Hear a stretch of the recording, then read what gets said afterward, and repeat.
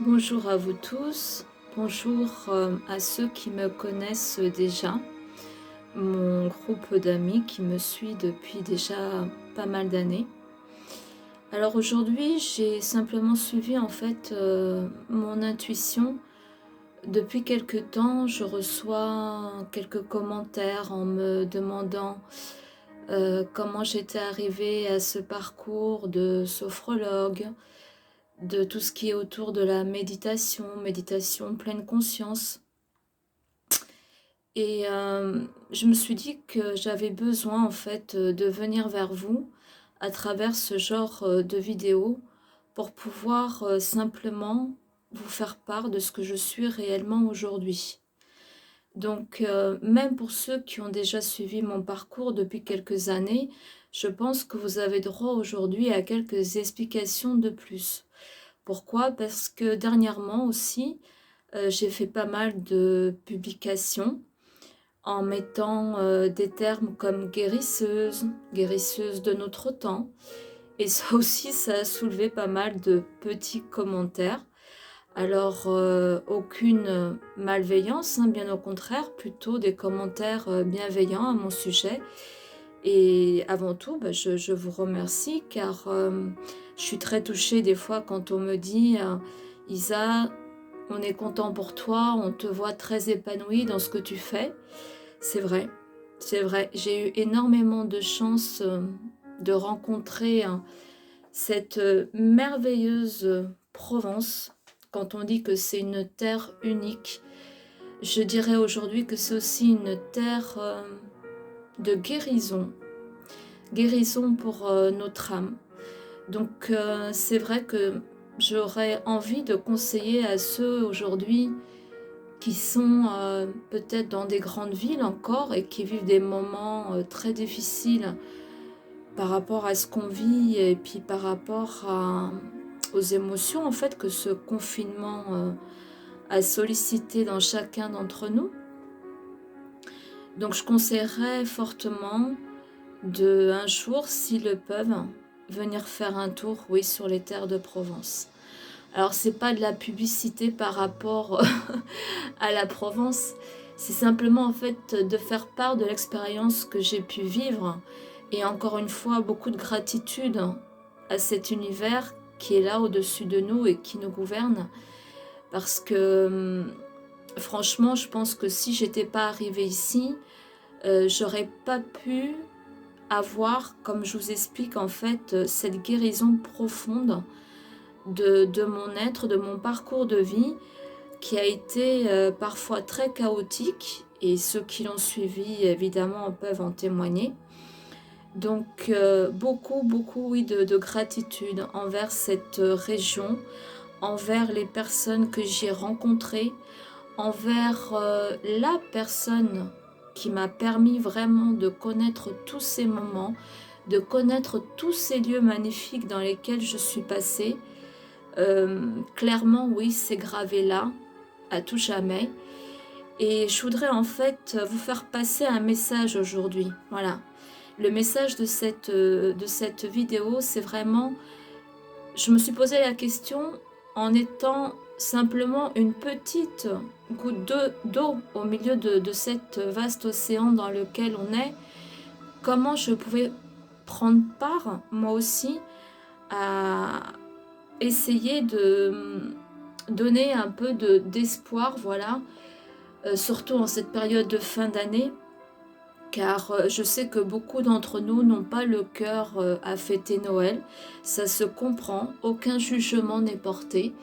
Et je devrais plutôt dire même rester indulgent avec vous-même, voilà. Parce qu'on est dans cette société où il faut, malgré ce qu'on vit, continuer à faire parfois semblant, continuer à vivre dans une sorte d'illusion.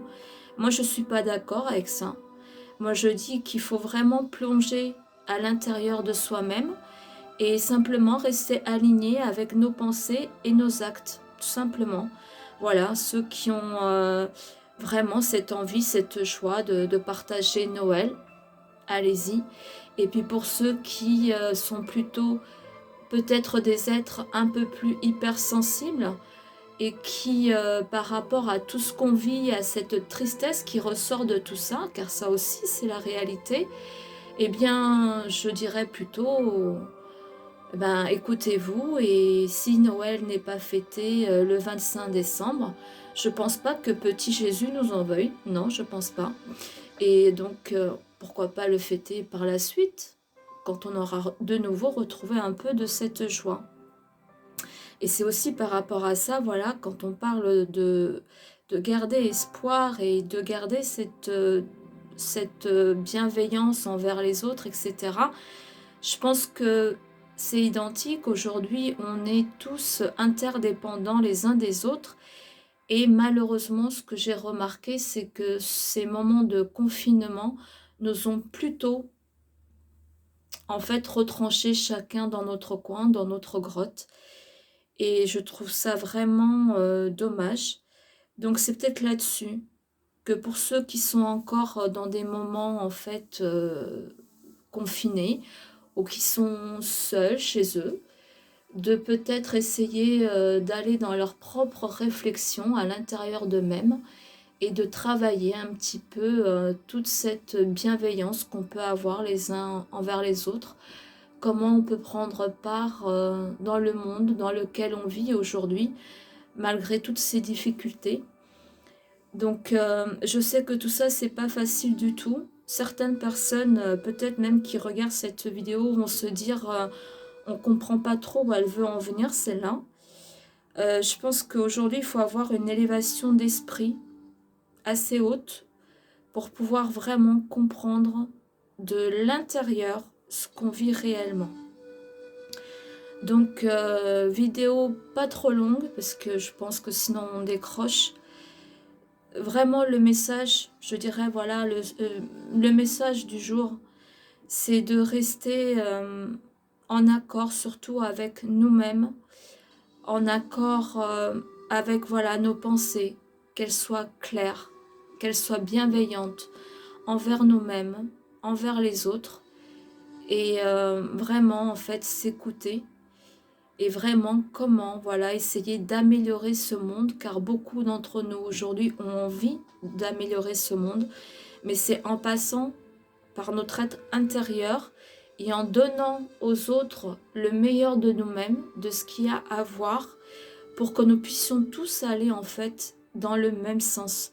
Je pense sincèrement que c'est comme ça qu'on pourra gagner cette guerre, qu'on pourra faire bouger les choses, car derrière ça, il y a évidemment, je fais juste une parenthèse, au changement climatique qui, je pense, aujourd'hui, on a bien compris, qui est bien présent. Et en tant qu'être humain, on fait pleinement partie de cette nature qui est là. C'est la nature qui nous a faites et non le sens inverse. Ça aussi, ça peut être un sujet de méditation et aussi un sujet pour une prochaine vidéo. En tout cas, je reste là, présente et disponible, car c'est aussi le seul moyen que j'ai aujourd'hui pour pouvoir être, on va dire, légèrement en activité, car j'ai beaucoup subi, comme beaucoup d'entre nous cette année. Donc au niveau professionnel, tout s'est arrêté, tout ce que j'avais entrepris depuis 2 ans. Donc j'en profite aussi voilà, pour faire passer ce message, hein, que vous n'êtes pas seul. On est nombreux dans ce bateau.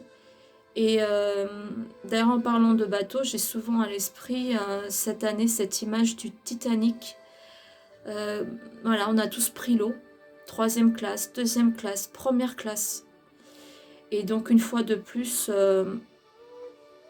cette interaction qu'on a les uns avec les autres, il faut vraiment être conscient qu'en fait, la vie c'est ça, on est entouré et on dépend les uns des autres. Pour aujourd'hui, je vais m'arrêter là, je reste présente, donc comme je me disais, pour répondre peut-être à des questions évidemment existentielles, sur ce que je viens de dire, comment aller, comment cheminer à l'intérieur de soi. Donc si vous avez besoin de comprendre tout ça, d'éclairer un peu votre lanterne, je suis là. Je vous dis à très bientôt et une fois de plus, restons unis au moins par le cœur. Namasté.